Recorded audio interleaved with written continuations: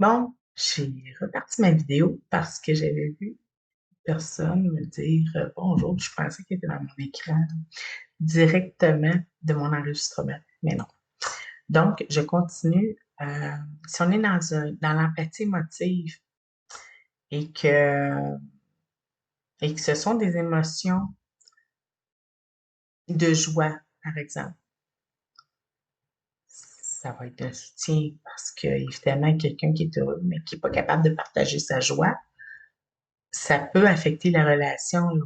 Quelqu'un qui, par exemple, a mis beaucoup d'efforts, beaucoup de temps pour atteindre la réussite de son diplôme, puis qui n'est pas capable de partager ça avec ses proches, par exemple, et qu'elle n'est pas capable de partager sa joie parce que personne ne l'accueille, puis donc elle est comme contente tout seul dans son environnement, ça peut affecter les relations parce que si on n'est pas capable d'être heureux avec nos proches qui sont censés nous aimer, on peut se rendre compte que, bon, j'ai pas de, d'empathie, je ne reçois pas d'empathie dans mes moments heureux. Si je les reçois pas dans les moments heureux, comment je peux les recevoir dans les moments difficiles?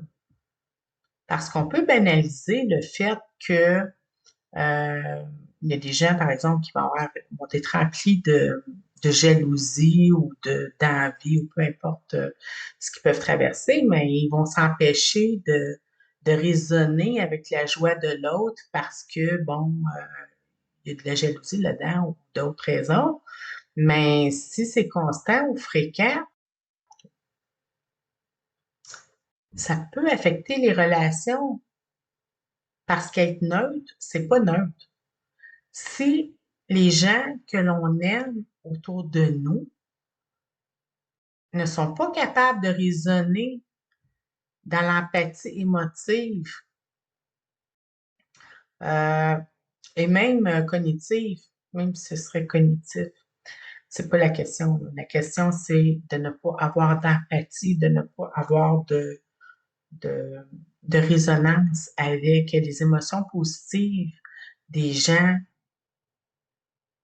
entourés, des gens qui sont censés nous aimer, nous soutenir. Mais l'empathie émotive, c'est du soutien si ça résonne avec de façon émotive euh, dans le plaisir d'avoir atteint un objectif, d'avoir réussi après des efforts, d'avoir relevé un défi. Ben oui, effectivement. Mais même si l'émotion ne serait pas perceptible, si la compréhension est là et que la communication se fait, euh, qu'il y a un message qui se partage par rapport à cette compréhension-là, ça va être un soutien. Il ne sera pas émotif, il va avoir différentes connotations, mais c'est sûr qu'une personne qui partage sa joie et qui ne reçoit pas la résonance autour d'elle et qu'elle est toujours toute seule dans la célébration de l'atteinte de ses défis, ça ne prend pas nécessairement un conflit là, pour effriter les relations. L'indifférence, le silence et l'indifférence, c'est très nuisible aux relations. Puis si c'est pas ça, mais que c'est ce qui ça a l'air, ça va avoir de l'impact, là. Les gens sont pas dans votre tête, là. Si constamment, toutes les fois qu'il y a une réussite, vous êtes absent, ben, vous allez être absent. Éventuellement, vous allez être absent pour de vrai. Parce que les gens s'entourent de personnes qui vont les énergiser. Que ce soit vous, que ce soit l'autre, le but, c'est de partager de l'énergie. Donc, il ne faut pas toujours vous attendre à recevoir de l'énergie. Et puis, de toute façon, en donnant de l'énergie, on en génère. Donc, juste en partant de l'intention, juste l'intention positive de vouloir apporter un soutien, ça génère de l'énergie, là. Parce que les gens qui vont se dire, ah, ben, j'aide toujours les autres, Les autres, ça me revient pas. Effectivement, si vous êtes toujours heureux pour les autres sont pas heureux pour vous, ça va avoir un effet aussi, là. Mais normalement, quand on est d'un soutien positif et qu'on est capable de partager et de raisonner des émotions positives, c'est comme un sourire. Vous avez entendu qu'un sourire, quand les gens font un sourire, se promènent sur la rue, ils font un sourire,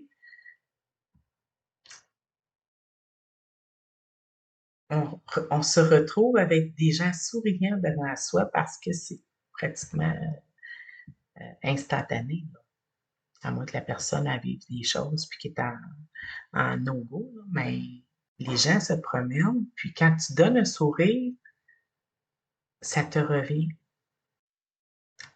Il y a des gens qui le vivent comme ça, qui se promènent en souriant parce qu'ils veulent avoir des gens souriants autour d'eux. Puis, effectivement, c'est sûr et certain que les gens souriants se retrouvent devant eux avec des gens souriants. Pas tout le temps, mais souvent.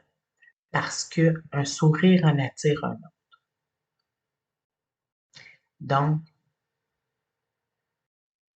le fait que si on sourit et qu'on se fait sourire en retour, c'est comme dans la permaculture, justement, prendre soin de soi, prendre soin de l'autre, partager équitablement les ressources. Ça se fait presque automatique pour beaucoup de gens, là.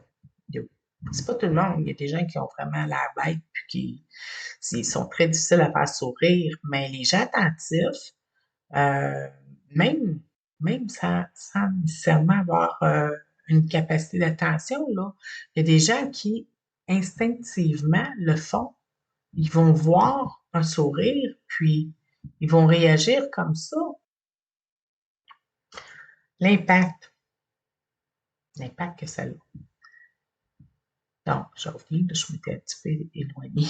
Mais l'empathie positive, j'en ai parlé dans son capsule, c'est pas de ça que je parlais, mais bon, ça en vient en partie, c'est intégré dans l'empathie émotionnelle.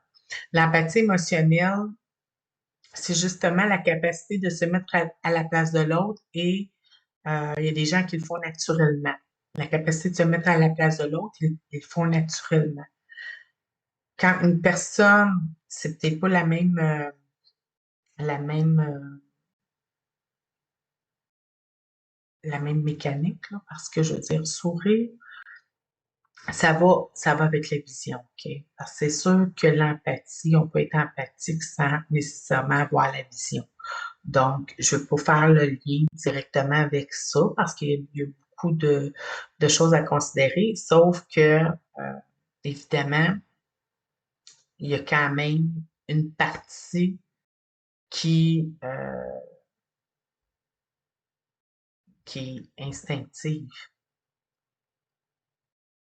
parce qu'on a l'impression aussi qu'une personne qui nous sourit, c'est quelqu'un qui veut connecter avec nous. C'est un regard, mais ça peut changer tout, un regard. Un regard, vous savez, si on voit quelqu'un passer devant nous,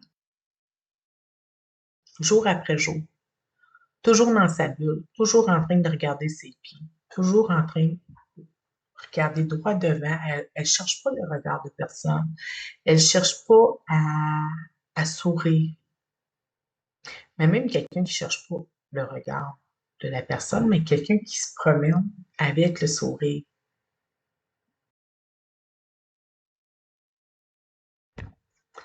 Même sans regarder une personne, juste avec un sourire, c'est la première impression. Vous voyez quelqu'un passer avec un sourire, qu'elle se sourit à elle-même, qu'elle se sourit à elle-même, elle est plus heureuse en partant. Elle marche, elle sourit, les gens la voient, elle dégage quelque chose. Elle dégage déjà une impression qu'on peut aller vers elle. Elle dégage une sympathie. C'est une posture. Choisir cette posture-là, volontairement, c'est aussi faire preuve d'empathie. Pourquoi? Parce qu'on ne reste pas dans sa bulle. On se met à la place des autres. Quand on marche sur la rue, on peut se sourire consciemment parce qu'on sait l'effet qu'un sourire va avoir sur notre cerveau, à soi-même. On le sait, les recherches l'ont démontré. Si on sourit, on envoie des signaux à notre cerveau qu'on est heureux. Et donc, le cerveau est un petit peu plus heureux parce qu'il pense qu'il y a une raison pour se sourire. Donc, peu importe que, euh, peu importe la raison, même si c'est une volonté, une conscience en lien avec la réaction à envoyer au cerveau, ça va fonctionner. Mais ça fonctionne avec les autres aussi. Un sourire, c'est pas juste à son cerveau qu'on parle, à celui d'un autre aussi. Donc, quand on prend la peine de le faire pour soi-même et pour les autres, on fait preuve d'empathie émotionnelle sans être nécessairement dans une déstabilisation ou dans des émotions négatives. On fait aussi preuve d'une empathie cognitive parce que on sait ce qu'on fait, on comprend ce qui se passe pour soi-même et pour les autres. L'exercice, on peut décider de le faire pour soi-même. Elle va avoir un effet sur l'autre quand même. Si on décide de faire l'exercice pour les autres et non pour soi-même, parce qu'on a plutôt la conception que quand on marche, on se voit pas, on ne pense pas à ce qu'on, à nos traits ou ce qu'on fait, ça va fonctionner quand même. Qu'on le fasse pour soi ou pour les autres, ça va fonctionner quand même. Mais ça fait preuve d'empathie. Juste de prendre cette décision-là, de le faire. Donc, est-ce que l'empathie émotionnelle est une absence de soutien? Est-ce que l'empathie cognitive est forcément un soutien? Bon, non. Dans tous les cas, il n'y a pas d'absolu. Donc, on peut être dans l'empathie émotionnelle et d'être un soutien, et on peut être dans l'empathie émotionnelle et ne pas être un soutien. Tout dépend euh, de, de la stabilité émotionnelle en lien avec cette empathie-là.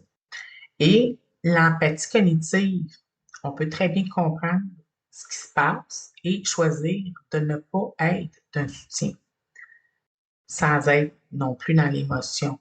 Donc, on peut avoir une empathie cognitive, détecter, comprendre, aller chercher le sens et choisir de ne pas être, de ne pas agir en soutien.